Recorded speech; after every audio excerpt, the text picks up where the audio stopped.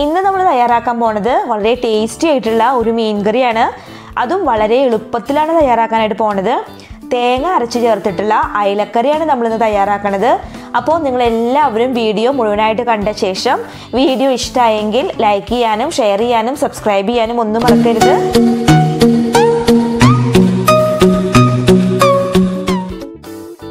ഈ കറി തയ്യാറാക്കാനായിട്ട് നമ്മൾ 1/2 കിലോ അയലയാണ് ഉപയോഗിക്കുന്നത്.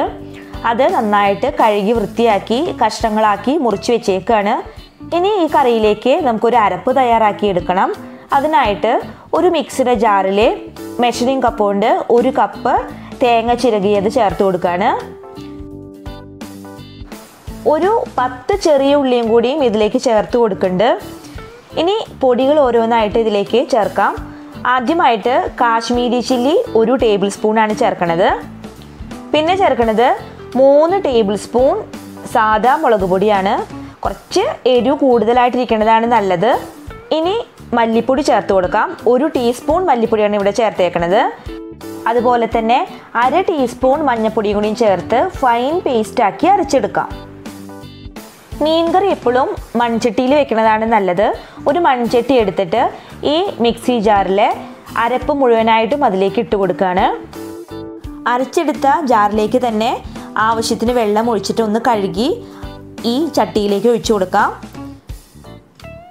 നന്നായിട്ട് യോജിപ്പിക്കാം. ഗ്രേവി ഒരുവിധം തിക്കായിട്ട് തന്നെ ഇരുന്നോട്ടെ. ഇനി നമുക്ക് വെള്ളം കൂടണമെങ്കിൽ നമ്മൾ പുളിവെള്ളം കൂടി ഇതിൽ ഒഴിക്കണതാണ്. അപ്പോൾ വെള്ളം കറക്റ്റ് ആയിക്കോളും. ഇപ്പോൾ കുറച്ച് തിക്കായിട്ടാണ് ഇരിക്കുന്നത്. അപ്പോൾ ഈ കൺസിസ്റ്റൻസി മതി നമുക്ക്. ഇനി ബാക്കിയുള്ള ഇൻഗ്രീഡിയൻസ് ഓരോന്നായിട്ട് നമുക്ക് ചേർത്ത് തുടങ്ങാം. ഇനി നമുക്കിതിലേക്ക് 1/2 ടീസ്പൂൺ ഉലുവാപ്പൊടി ചേർത്ത് കൊടുക്കാം. നിങ്ങൾ താളിക്കുന്ന സമയത്ത് ഉലുവ ഉപയോഗിക്കുന്നുണ്ടെങ്കിൽ ഈ സമയത്ത് 1/2 ടീസ്പൂണിന് പകരം 1/4 ടീസ്പൂൺ ഉപയോഗിച്ചാൽ മതി. പക്ഷെ ഞാനിവിടെ താളിക്കുന്ന സമയത്ത് ഉലുവ ഉപയോഗിക്കുന്നില്ല. അതുകൊണ്ടാണ് 1/2 ടീസ്പൂൺ ഉലുവ ഉപയോഗിച്ചത്. ഒരു 5 പച്ചമുളക് നടുകീറി കഷ്ണങ്ങളാക്കിയത് ഇതിലേക്ക് ചേർക്കാം. കൂടെ തന്നെ ഒരു 10-12 അല്ലി ചുവന്നുള്ളി ചതച്ചെടുത്തതും കൂടി ചേർത്ത് കൊടുക്കുന്നുണ്ട്. ചുവന്നുള്ളിക്ക് പകരം സവാള ചേർത്താലും കുഴപ്പമില്ല. പക്ഷെ ചുവന്നുള്ളി ചേർക്കേണ്ടതാണ് കുറച്ചും കൂടി നല്ല ടേസ്റ്റ് കിട്ടുക. ഇനി അടുത്തതായിട്ട് കുറച്ച് കറിവേപ്പിലയാണ്. നമ്മളൊരു കൈ കറിവേപ്പില ഒന്ന് ഞെരടിയെടുത്തതാണ്. അത് ഇതിലേക്ക് ചേർത്തു. ഇനി ഒരു ചെറിയ കഷ്ണം ഇഞ്ചി കഷ്ണങ്ങളാക്കി നുറുക്കിയത് ഏകദേശം 1 ടീസ്പൂണോളം വരും. അതും കൂടി ചേർത്ത് കൊടുത്തു. 2 പഴുത്ത തക്കാളി കഷ്ണങ്ങളാക്കി നുറുക്കിയതും കൂടിയും ഞാൻ ഇതിലേക്ക് ചേർത്തിട്ടുണ്ട്. അതിൻ്റെ വീഡിയോ എൻ്റെ നിന്ന് മിസ്സായതാണ്. നിങ്ങളാരും തക്കാളി ചേർക്കാനായിട്ട് മറക്കരുത്. തക്കാളി നിർബന്ധമായിട്ടും ചേർക്കണം. അതുണ്ടെങ്കിൽ ഒരു പ്രത്യേക ടേസ്റ്റാണ്. ഇനി അടുത്തതായിട്ട് ചേർക്കേണ്ടത് പുളിവെള്ളമാണ്. ഒരു നാരങ്ങ വലിപ്പത്തിലുള്ള പുളി ഒരു 1.5 ഗ്ലാസ് വെള്ളത്തിൽ പിഴിഞ്ഞ് ക്ലിയറാക്കി വെച്ചതാണ്. ആ പുളിവെള്ളം ചേർത്ത് നന്നായിട്ട് ഇളക്കി കൊടുക്കാം. ഈ സമയത്ത് നമ്മുടെ കറിക്ക് ആവശ്യത്തിനായിട്ടുള്ള വെള്ളമായി. ഇനി നമുക്ക് ഇതിലും കൂടുതൽ വെള്ളം ആവശ്യമുണ്ടെങ്കിൽ മാത്രം വെള്ളം ചേർത്താൽ മതി. ഇനി നമുക്ക് കറി കുറച്ച് തിളച്ച് കുറുകി വരാനുള്ള വെള്ളം ഇപ്പം തന്നെ നമ്മൾ ഒഴിച്ചു കൊടുക്കണം. ഈ കറിക്ക് ഒരു പ്രത്യേകത ഉണ്ട്. എന്താണെന്ന് വെച്ചാൽ നമ്മൾ കറി തയ്യാറാക്കുന്നതിന് മുമ്പ് തന്നെ എല്ലാ ഇൻഗ്രീഡിയൻസും ഇതിലേക്ക് ചേർക്കുന്നുണ്ട്.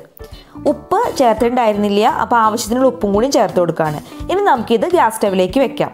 ഇനി നമുക്ക് മീൻ മാത്രമേ ഇതിലേക്ക് ചേർക്കേണ്ട ആവശ്യമുള്ളൂ. അപ്പോൾ നന്നായിട്ടൊന്ന് ഇളക്കിയ ശേഷം നമുക്കിത് ഗ്യാസ് സ്റ്റവിലേക്ക് വെക്കാം. ഗ്യാസ് ഓൺ ചെയ്ത ശേഷം ഈ കറി നമുക്ക് മൂടി വെച്ചിട്ട് വേവിച്ചെടുക്കാം. അപ്പോൾ കുറച്ച് നേരം മൂടി വെച്ചിട്ട് വേവിച്ചെടുക്കണം.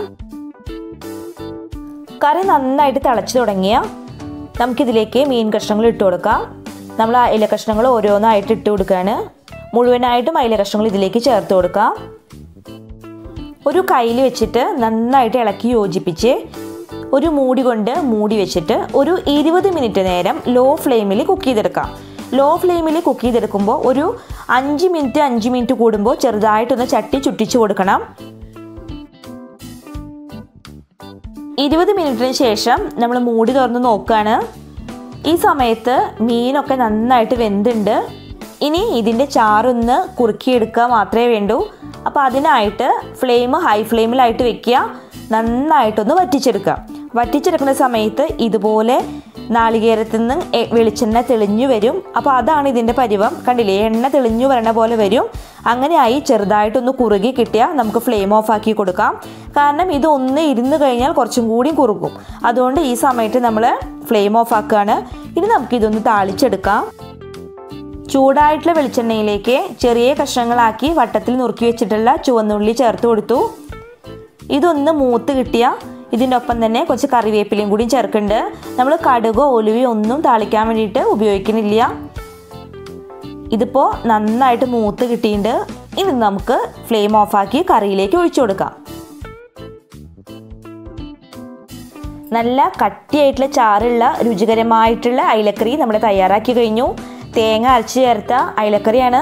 എല്ലാവരും ഇത് ട്രൈ ചെയ്ത് നോക്കണം. വളരെ ടേസ്റ്റിയാണ്. അപ്പം ഞാനിതൊന്ന് ടേസ്റ്റ് ചെയ്ത് നോക്കാൻ പോവാണ്. പപ്പടവും അച്ചാറും ഉപ്പേരിയൊക്കെ ഉണ്ട്. അപ്പോൾ അത് കൂട്ടിയിട്ട് മീൻ കറിയും കൂട്ടിയിട്ട് ഞാനിതൊന്ന് കഴിച്ച് നോക്കാൻ പോവാണ്. ഒന്ന് കഴിച്ച് നോക്കട്ടെ കേട്ടോ.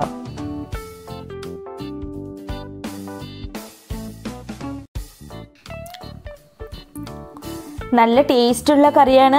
എല്ലാവരും തയ്യാറാക്കി നോക്കണം. വീണ്ടും ഒരു അടിപൊളി വീഡിയോവുമായിട്ട് ഉടൻ തന്നെ വരാം.